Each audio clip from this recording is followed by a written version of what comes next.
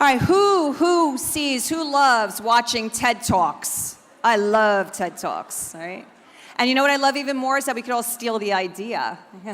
Because the format is just so wonderful to just unleash some folks, let them come up and share experience and ideas and thoughts, their opportunity to connect with the audience in a different way rather than being perhaps at a podium or on a panel or being directed with questions, just letting them unleash. And today we're going to have four prominent New Jersey business leaders unleash right on this stage, sharing ideas about diversity and gender in the C-suite and the boardroom, sharing personal experiences, sharing some tips and some ideas with you, and helping all of you to feel empowered. So first up, we have Deborah Degillio, President of New Jersey American Water. With a spotlight on water infrastructure and water quality issues like never before across the state of New Jersey, I can only imagine what a day in the life of Deb is like. Deb, come on up and please kick us off. Let's hear it for Deb. I'm so happy to be here, and thank you so much, Michelle, for the warm welcome, and thank you so much for inviting me to be here. It's my pleasure and my honor to be here. So I'll talk a little bit about American Water, and then I'll talk about why I think you should get to know American Water a little bit better, because I've got some very exciting statistics to share with you. And then I want to tell you a little bit about my path, how I got to the job that I'm in, and then I'll give you a little bit of advice. It might be worth 25 cents, and for that you can probably go buy a coffee maybe outside or leave a tip for someone, but hopefully you find my conversation useful. So American Water, for those of you that don't know, American Water is the largest publicly traded water and wastewater utility in the United States.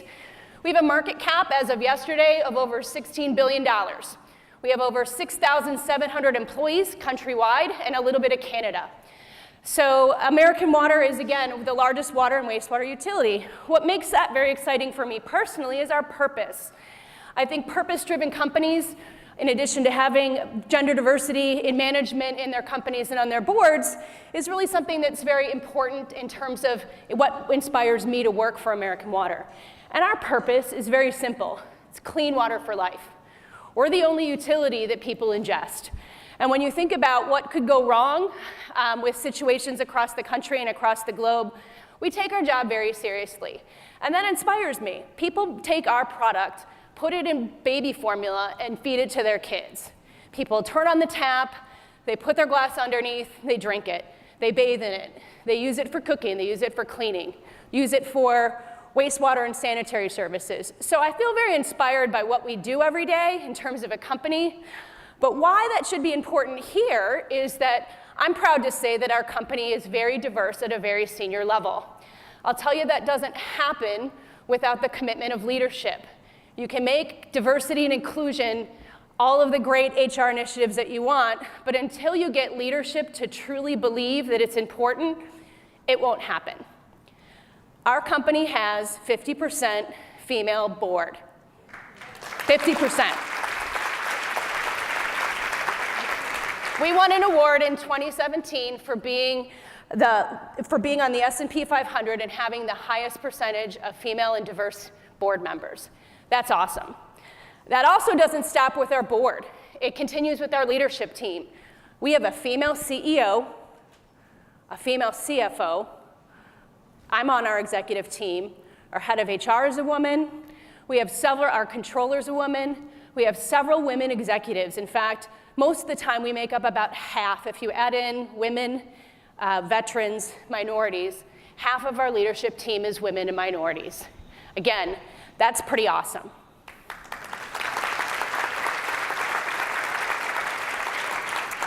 I'll tell you a story. We were at the stock exchange a few years ago, and the CEO of the stock exchange, came down himself to really talk to us and give us the history of the exchange. And he's a father of 3 girls. And he said, look, I love that your company shows my daughters that it can happen. And he also said, which is a very interesting statistic, or a very interesting comment, said, look, I see a lot of executive teams, and I can tell who has a little bit of an ego and who might not be a team that might gel together. And he said, of all of the women executives that have been here that lead companies, they have leadership teams that gel together. They're not arrogant. They're not condescending to their team. They really work like a team, and you can tell that by how they interact with each other. So to me, that's very important to work for a company that, again, not only has a great purpose, but really spends a lot of time on gender diversity and really walks the walk and makes sure it's important. Again, I think why we said it was important, it's not about the numbers that Michelle talked about to us are an output. I think the real purpose for us in terms of gender diversity is thought diversity, and it's also that we believe that our employees and our board should look exactly like our customer base. And I gotta tell you, when you think about the customer base across our system, half of our customers are female. So we ought to have half of our executives being female and half of our board being female. So that's pretty cool.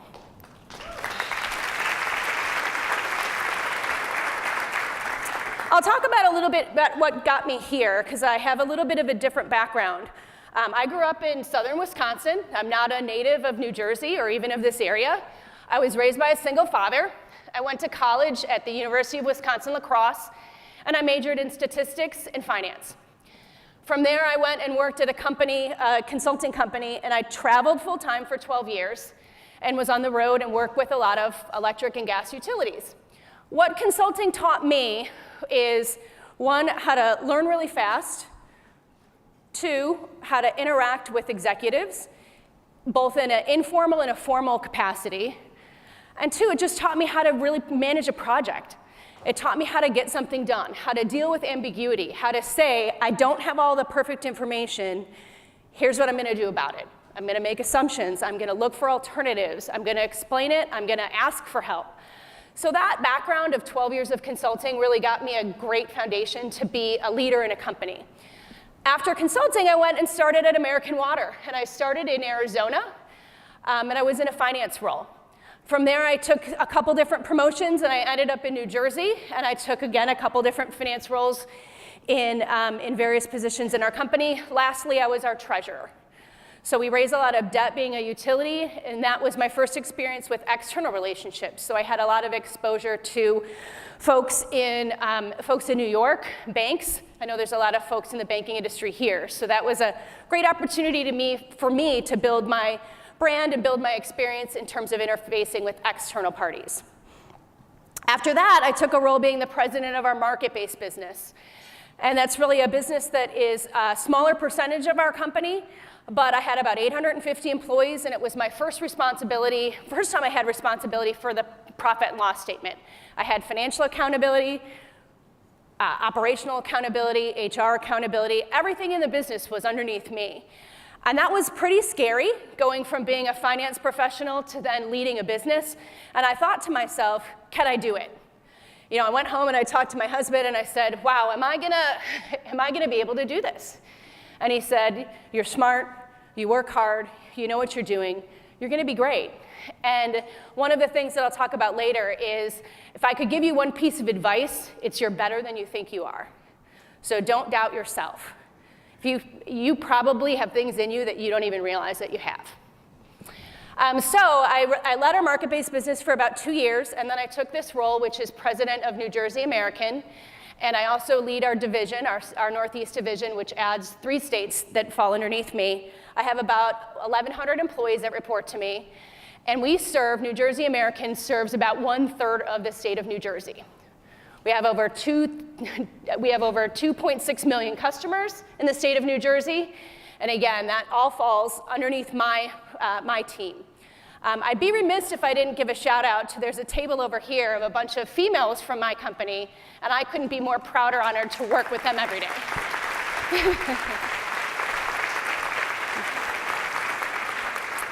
Thank you. My most important job, though, by the way, is I love what I do. I love leading our team. I love setting the strategy. I love being accountable. Once I had the experience of leading a business, I love finance, but I really love leading a business. The breadth of what you have to do every day, from answering a question to investors, to working with regulators, to working with customers, to handling HR issues. You know, you have to be on top of every single issue, but you have the breadth and the depth of all of your experts that are behind you. And I really love working as a leader of a business. And I doubt that I'll ever go back to being a functional person, because I'm really enjoying being a business line leader. But my most important job is being a mom. I have 2 boys, and I have a husband. And to me, I carry 2 phones, and I get a lot of people that ask me, why do you have 2 phones? Isn't that hard to follow? And if one rings during the day, I know that it's my husband or my kid's school, and I'm going to answer it, always.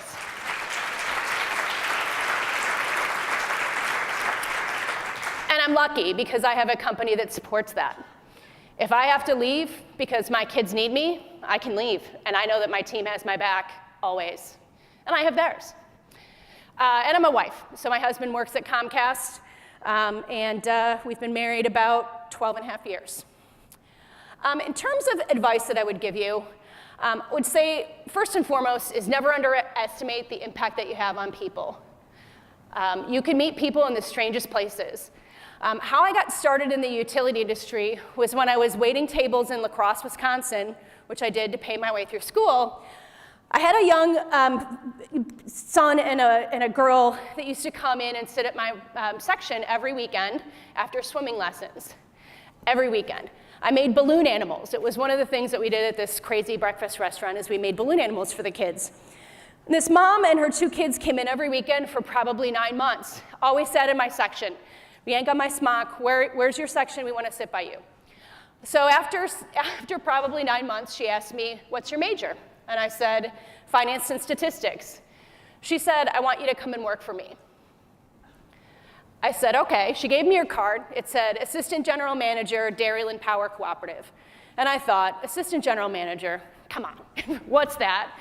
And at a power co-op, the head of the company is a general manager, and his assistant general managers are the top people in the company. So it was a smaller company, probably 700 employees, and she was one of their top executives. And she said, because of my work ethic, by making balloon animals and waiting on tables and working my way through college, she wanted me to come work for her. And I took the job. And that's how I got started in the utility industry. So if I wasn't waiting tables and caring about what I do and looking for those connections, or had I not followed up and thought, wow, assistant general manager, that doesn't sound like somebody who's going to help me in my career, I would have not probably been here today. And that's pretty cool. So watch for those relationships, whether it's somebody that you meet on the train or somebody that you sit next to at work. Just be mindful that you're always on. That would be my second piece of advice. When you're walking into work, when you're sitting at lunch, you're always on.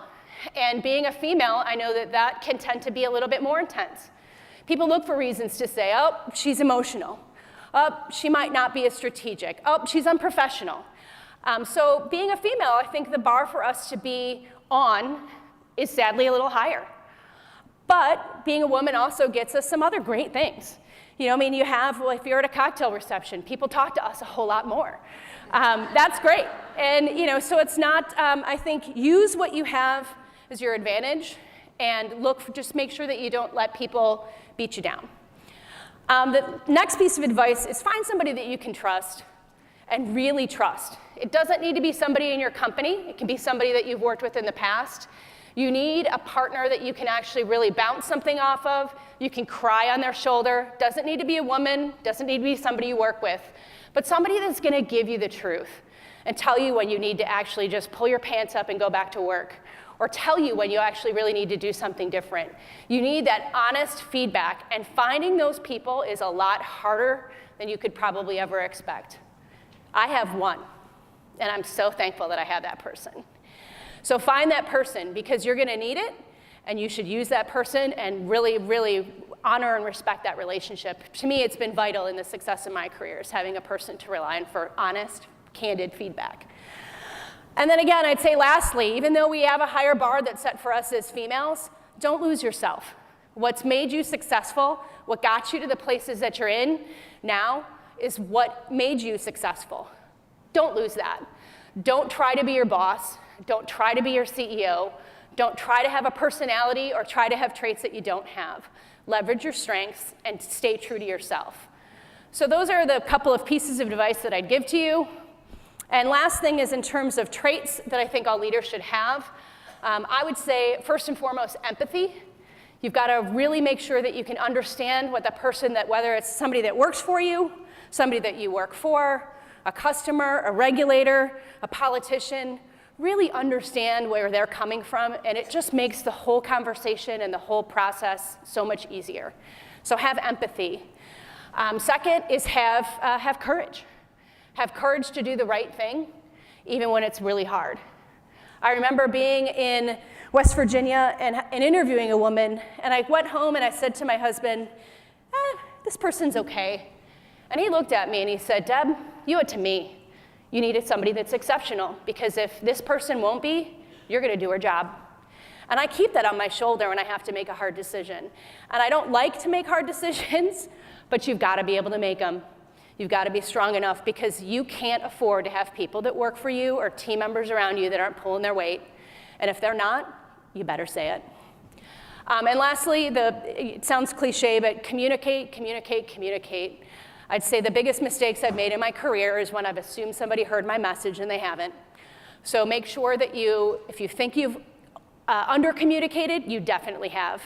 And if you think you've probably done enough, you probably haven't. And so just make sure you communicate again, again, and again. So again, I don't have all the answers, but I've been very blessed and have had a great career. And I'm looking forward to the day. So thanks for having me.